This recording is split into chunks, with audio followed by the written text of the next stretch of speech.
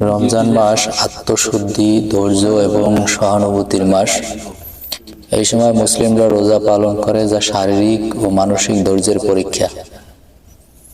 তাই একজন দায়িত্বশীল ব্যক্তি হিসেবে অধীনস্থদের কাজের চাপ শিথিল করা উচিত।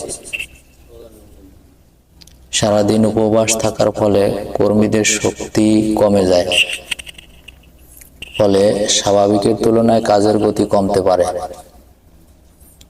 পানাহার ও বিশ্রামের সীমাবদ্ধতার কারণে মানসিক একাগ্রতা কিছুটা কমে যেতে পারে। কর্মঘণ্টা কিছুটা কমিয়ে বা নমনীয় সময়সূচি চালু করলে কর্মীরা কম ক্লান্ত হবে এবং কাজের মান ভালো থাকবে। সহমর্মিতা ও নৈতিক দৃষ্টিভঙ্গি ইসলামের শিক্ষা